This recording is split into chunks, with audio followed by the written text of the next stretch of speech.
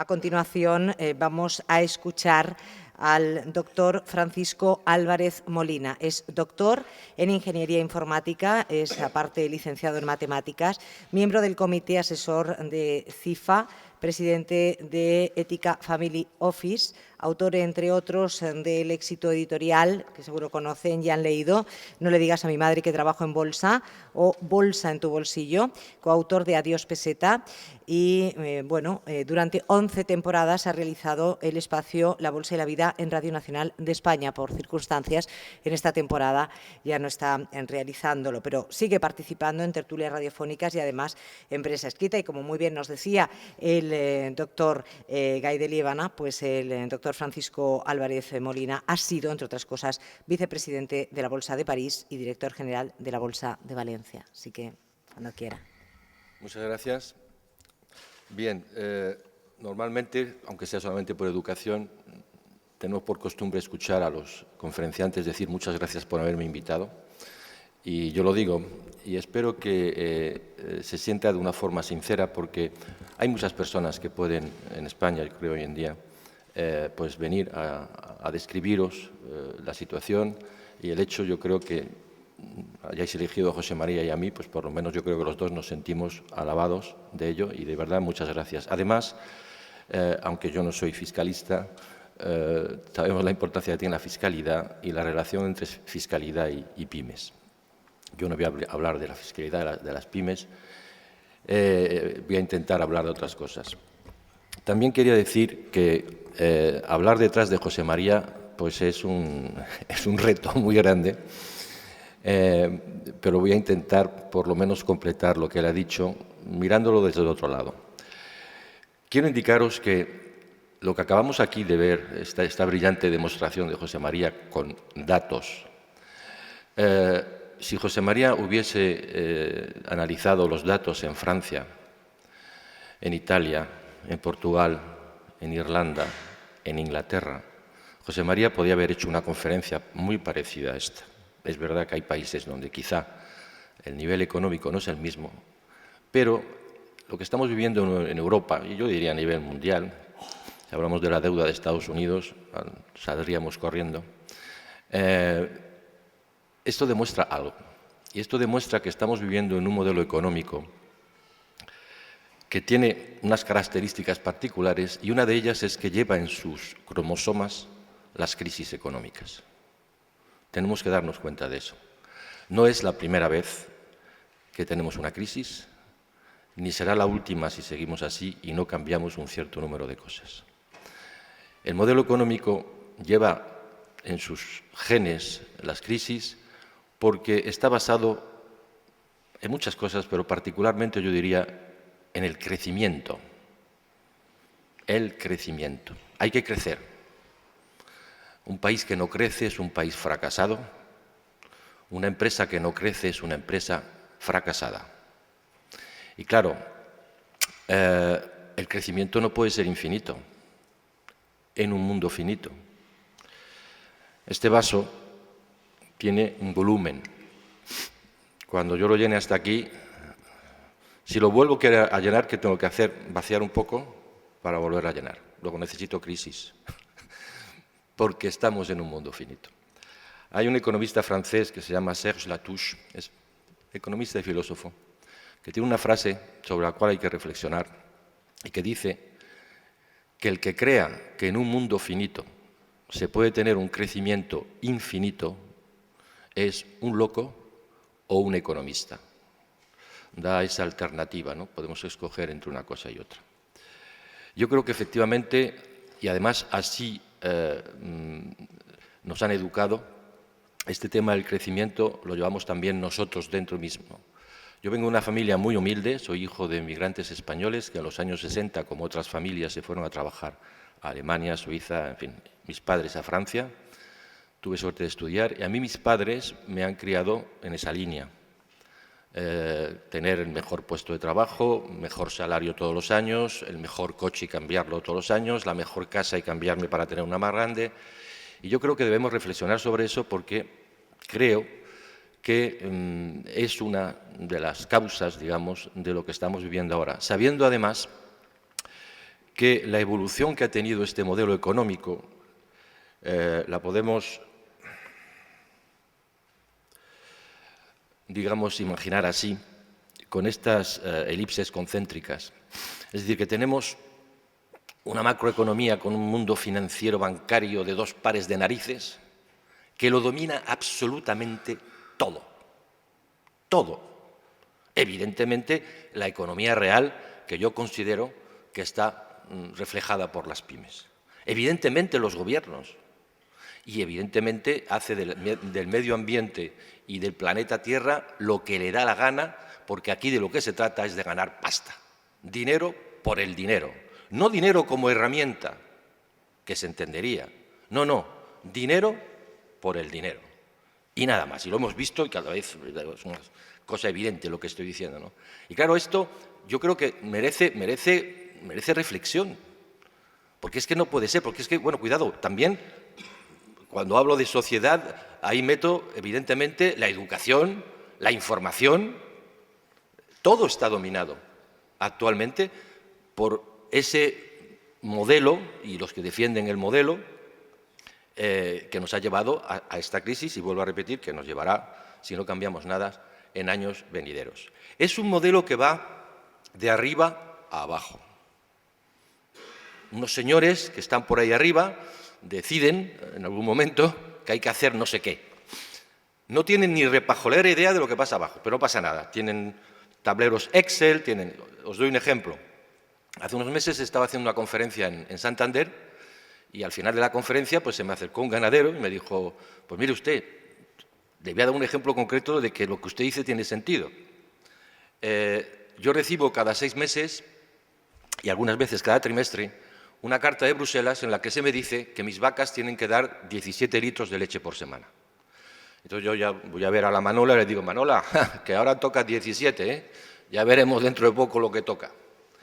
Y con mis compañeros, hartos ya de recibir estas cartas, pues dijimos, vamos a ver si podemos conocer a estas personas que nos envían estas cartas.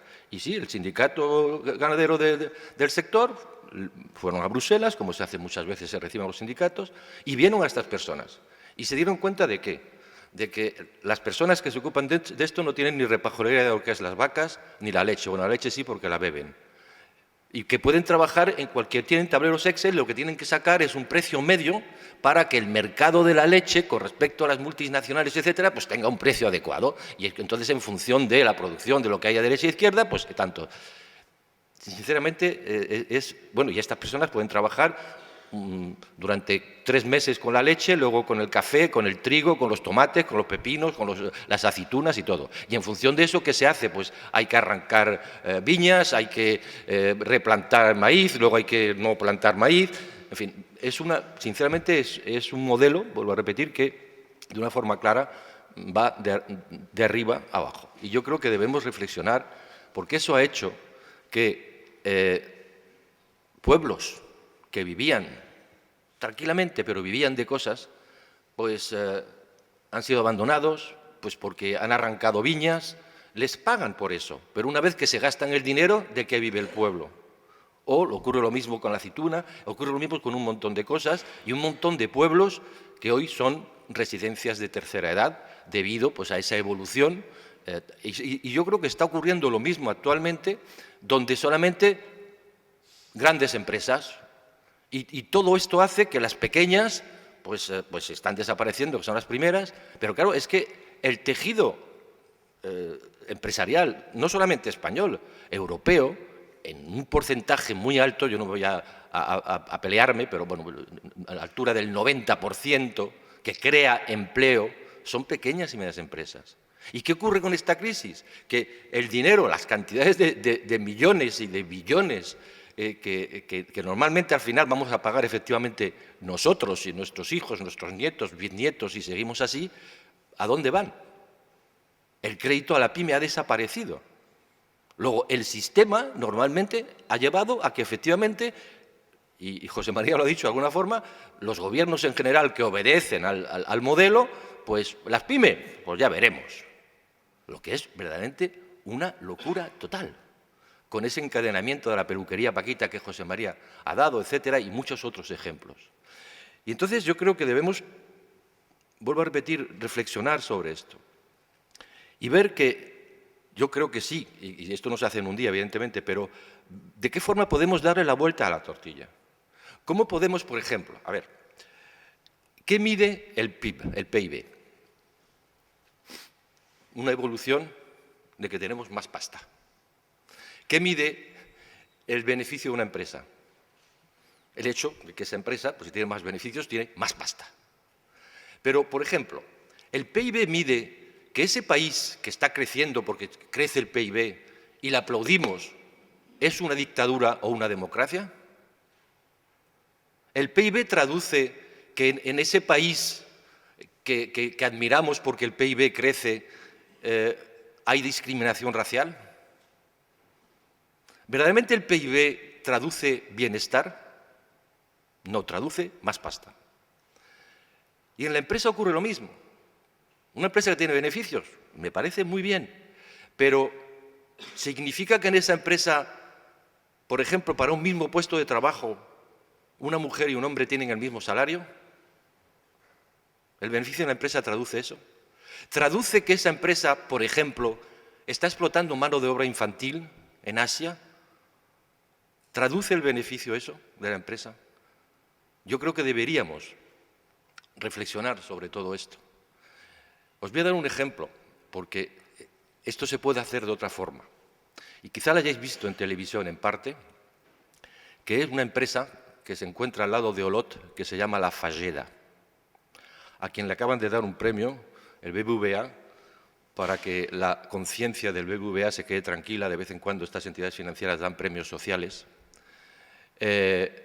Algunos de vosotros a lo mejor lo conocéis. Si no lo conocéis, por favor, ir a visitar La Falleda para que veáis que se puede tener una empresa de talla humana con una metodología diferente a la que se aplica generalmente. Me explico. La Falleda nace de un señor, vamos a llamarle Cristóbal, que termina sus estudios, es psicólogo y psiquiatra. Se pone a trabajar y se da cuenta que cuando da actividades profesionales a sus enfermos, estos enfermos funcionan muchísimo mejor cuando tienen responsabilidades, pero es muy difícil encontrar empresas que acepten enfermos mentales. Entonces dice, ¿por qué no monto una empresa? ¿Y sobre qué la voy a montar? Pues mira, mi abuela, me acuerdo que en el pueblo tenía una fama enorme que hacía unos yogures formidables. Y mi madre tiene la receta, mamá, la receta del yogur. Bueno, montó un dossier, un business plan, y se lo envió a la Caixa, a la obra social de la Caixa. Pero firmó solamente Cristóbal. Porque, claro, su apellido es Colón. Y si la Caixa recibe, o cualquier entidad, un dossier sobre locos firmado por Cristóbal Colón, podría sospechar que no era una cosa muy seria. Como Cristóbal dice, he puesto a mi hijo Juan. Y entonces le llamaron y, bueno, esto es muy interesante y tal. Aquí tenemos, digamos, pero es que está firmado Cristóbal, ¿nos puede usted decir su apellido? Entonces lo dijo. Y Cristóbal dice, me acordaré toda mi vida de la cara que puso el empleado de la obra social de la Caixa cuando yo le dije, Colón. Dice, puso la cara como para decirme, subo un tris de decirme, y yo soy Napoleón Bonaparte. Pero bueno, vayamos a lo que hay. Cristóbal Colón monta su empresa, tiene actualmente 280 empleados, el 50% tienen problemas mentales. Él dice que el otro 50% todavía no lo sabe, pero bueno, seguramente que lo descubrirán más tarde. Y es una empresa que no le da la espalda, ni mucho menos, a generar, digamos, negocio. El año pasado, 14 millones de euros de facturación, un 18% de beneficios. ¿Cómo se reparten esos beneficios? Para reforzar la empresa, para mejorarla, para pagar efectivamente las deudas, pues tienen ciertos préstamos y tal, y la tercera parte lo que hace es que lo divide entre el número de empleados, fuera parte de los salarios que existen, y eso da un cociente. Y desde la señora de la limpieza hasta el presidente, que es él, ese cociente lo cobran todos igual. Bien, solamente quiere vender yogures hasta ahora en la Comunidad Catalana. quizá por temas a lo mejor que tienen que ver con tu pasaporte, ya lo veremos. No, quiere dominar su empresa. Él considera, han venido multinacionales a verles, si van ustedes verán que hay autobuses de todos los países europeos que vienen a visitar. Se ha convertido en un tema turístico la Falleda, a comprar yogures también, pero sobre todo a visitar y ver cómo eso funciona. Y él quiere tener una empresa de talla humana, y lo que sí estamos buscando, porque estoy colaborando con él, es ver cómo ese modelo se puede poner al otro lado y cooperar. Es decir, en vez de utilizar la palabra, esa palabra que suena tan bien pero que tiene sus consecuencias, crecer y tener competitividad, vamos a intentar cambiar estos parámetros por vamos a tener bienestar y vamos a cooperar. Porque llegan momentos también donde cuando se crece, se llega a tallas de empresas que es impresionante, es muy difícil de poder gestionar. Sin embargo, y tenemos aquí el ejemplo de Mondragón, cooperando se puede alcanzar tallas de empresas, pero con unidades manejables desde el punto de vista humano. Es posible hacerlo. Mondragón es un ejemplo, y hay muchos otros. El cooperativismo hay que desarrollarlo. Hay que desarrollar eso e intentar ver de qué forma podemos hacer, digamos, las cosas diferentes. El uso que hace la Falleda del beneficio que se dedica a la empresa es también para comprar apartamentos, tienen bastante, donde puedan agrupar, en vez de tener a los enfermos dispersos, que es difícil muchas veces, pues los tienen reunidos y los apartamentos pues pertenecen a la Falleda. Vemos que lo que hizo Cristóbal Colón es, primero voy a crear una empresa. ¿Para qué sirve esta empresa? Un fin social evidente, pero cuidado, el dinero no le dio la espalda, ni mucho menos, como herramienta. Y luego los beneficios, claro que quiero tener beneficios, no hay absolutamente ningún problema. Entonces yo creo que es algo verdaderamente importante que hay que saber. Y otra cosa que indirectamente José María que quería decir del modelo, es estos organismos supranacionales que tenemos, que verdaderamente no cumplen con su deber. Y también que son organismos que utilizan dinero público. Es decir, que cuando la gente cree que el dinero que nos presta, o la deuda que puede comprar, aunque sea en el mercado secundario, el Banco Central Europeo, se hace con un dinero privado, no es verdad. Es la aportación de todos los países europeos al Banco Central Europeo. Y lo mismo ocurre con el Fondo Monetario Internacional. Es dinero de los países que forman parte del Fondo Monetario Internacional. Y os invito, por favor, a que accedáis, cuando tengáis un poco de tiempo, a la página del Fondo Monetario Internacional. En el ¿Quiénes somos? Todavía,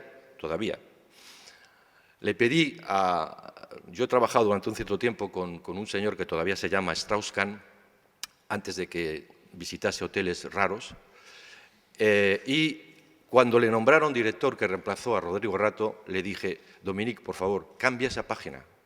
En esa página pone que el Fondo Monetario Internacional se creó, y se creó en 1944, primero, para evitar crisis económicas. Segundo, para ayudar a los países en desarrollo. Tercero, para erradicar la pobreza en el mundo. Cuando Christine Lagarde, que también he trabajado con ella, llegó detrás de Dominique Strauss-Kahn y lo primero que hizo fue que en Europa la solución era que había que bajar los salarios, pero ella se lo subió el 18%, se puede comprobar. Lo mismo, Cristina, cambia eso, pon otra cosa, el FMI está ahí pues para hacer, yo qué sé, ayudar, no, yo no sé, pero es que me parece que estáis mostrando que vuestra razón de ser pues no existe ya. Además, no habéis cumplido con ello, ni mucho menos. Entonces, yo creo que son cosas verdaderamente que me parece importante. Otra cosa que quería deciros, veis que estoy dando ahí unos clavos a derecha y a izquierda, pero no sé si, bueno, yo tengo ya cierta edad y tuve ocasión de conocer a un cómico, además de Gila, que se llamaba Lepe. No sé si venía de Lepe o no, pero se llamaba Lepe. Cuando entraba en el escenario, entraba con una chaqueta en la mano e intentaba colgarla, porque cada vez la chaqueta caía. Y entonces decía, es que bravo, para que la chaqueta no se caiga necesito que haya un clavo. Yo lo que intento es daros un cierto número de clavos para que podáis colgar vuestras chaquetas. Y yo creo que además José María ha dado también muchos y luego en la parte posterior de diálogo pues podamos podamos. Lo que quería hablaros es de estos economistas que hacen predicciones. José María, y no es porque esté aquí, nos da datos. Además, da datos de, ya di estos, mirar ahora. Estos economistas que hacen predicciones, sinceramente, me parece tomar el pelo. Nos toman el pelo, no solamente los gobiernos, sino muchos economistas. Porque además un economista no tiene que ser, digamos, una persona que se pone ante una bola y se pone a adivinar. Yo considero que es más un doctor y que puede efectivamente, en función de un análisis, decir, pues se necesita este medicamento, ¿no? Pero es que muchos de los economistas que hoy en día escuchamos por ahí, lo que dicen es, usted se va a morir dentro de 3 años, 2 meses y 1 día. Y eso es una locura. Porque además esto ha cambiado muchísimo y nos damos cuenta que todas estas predicciones, la mayoría de ellas, y las que los gobiernos hacen, como José María ha indicado, luego no se cumplen. Porque hay tantos parámetros, la complejidad de este modelo ha llegado a tal lugar que está, y eso es lo que más me inquieta, no solamente el gobierno actual, no solamente el gobierno Zapatero, no solamente el gobierno Sarkozy, no solamente el gobierno Hollande, están perdidos. Están perdidos. Y eso es lo que más me inquieta. Decía Keynes, hace ya tiempo, más allá de los 3 años no podemos predecir la economía. Y decía además, para el muy corto plazo, es decir, la prolongación de la situación actual para unos meses, es posible. Y nos equivocaremos quizá poco, pero para el largo plazo solo poseemos la certeza de que sabemos que estaremos muertos. Y yo creo que Keynes tenía totalmente razón. Sí, sí, tiene que ver con eso, claro que sí. Y bien, volviendo a las pymes, os quería dar otro ejemplo que es muy cercano aquí, en Muro de Alcoy, donde hace años pues, se arrancaron viñas o se abandonaron, pues por lo que os he explicado de las vacas antes, ¿no? Y un grupo de personas, pues el pueblo se estaba vaciando, se les ocurrió hacer algo. ¿En torno a qué? En torno a la viña. Es una empresa joven, a lo mejor habéis escuchado hablar de ella, se llama Microviñas, y están trabajando desde abajo arriba. Y además han recuperado el paisaje, integran aspectos sociales, han creado una asociación que se llama el VIART, el vino arte, y están haciendo algo de abajo a arriba. Y quiero dar también un toque sobre el hecho de la desaparición, desgraciadamente, de las 2 cajas de ahorros que estaban en el ranking de las cajas de ahorros en España, arriba, justo después de la Caixa. ¿Y qué ha pasado? José María lo ha explicado. Pero, una vez más, de verdad, es grave dentro del contexto hoy en día en el que vivimos, porque, y quizá lo sepáis, hoy en día para que cualquier empresa, bueno, ya los préstamos a las pymes sabemos que por el momento pues el grifo está todavía cerrado, pero al límite, si se puede tener algo, y yo que estoy en contacto en Valencia todavía con colegas que trabajan en lo que ahora se llama Bankia, quizás sepáis que para un crédito de 10.000 euros hay que ir a Madrid. Ya no hay una decisión de proximidad, y eso tiene una importancia enorme, porque si estamos hablando de cantidades así, podemos imaginar cualquier empresa que necesite un poco más, ¿no? Y entonces, bien, no quiero daros más la lata, solamente, sí, algo más. El tema, digamos, de que tenemos que ser, se dice, creativos. I más D más I. Y venga con eso. Y yo quiero que penséis que la creatividad viene de mirar nuestro entorno, de ver cómo está nuestra empresa y de darnos cuenta que muchas veces modificando lo que existe, es decir, no es necesario crear nada ex novo. El profesor Sala y Martín, que seguramente conoce José María, tiene una de sus conferencias con una sola diapositiva, un poco lo que estoy haciendo yo con esto, que es una pizza. Y explica la cantidad de negocio que se ha hecho en torno a la pizza desde la Edad Media. El mayor negocio, el que ha hecho más pasta, es el que los padres o abuelos de la cadena esta de cafés Starbucks de ahora. Es un señor que en la crisis de los años 30 se le ocurrió, daros cuenta, cometer un pecado mortal que era vender pizzas por pedazo y no enteras. Eso en Estados Unidos, una pizza que no se vendía entera era un insulto a la sociedad. Pero claro, había personas que no podían gastarse $3 en comprar una pizza entera, pero sí se podían gastar 50 centavos en comprarse una parte de la pizza. Y ese señor se hizo multimillonario. Y el que inventó el transporte de la pizza con los canutillos y tal, del telepizza y todo eso, pues también, etcétera, etcétera. Quiero decir, bueno, luego además tiene estadísticas que demuestran que la mayoría de los éxitos empresariales viene siempre de modificar cosas existentes. Luego, puntualmente, hay inventos, pero el porcentaje es muy bajo. Luego, miremos a nuestro alrededor.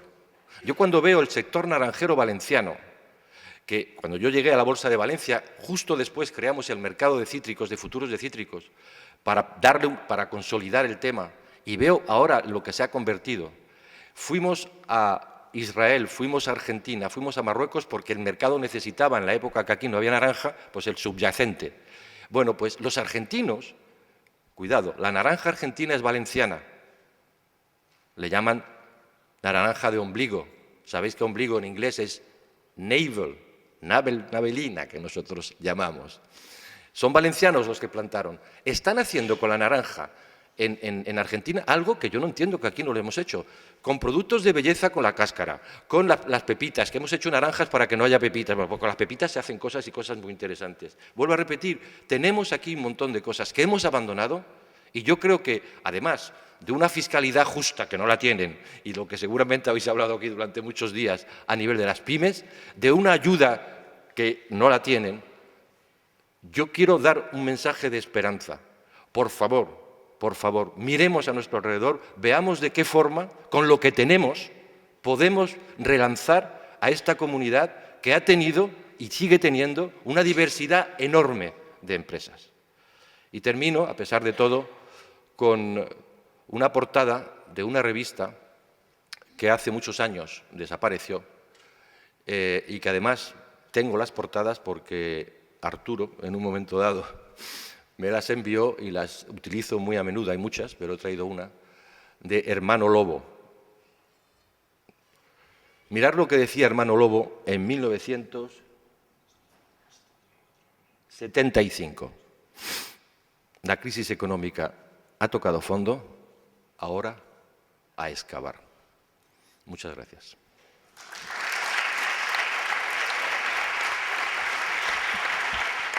Con esta intervención del doctor Francisco Álvarez Molina vamos a llegar a una pausa, vamos a aposentar ideas en la cabeza, como yo les decía.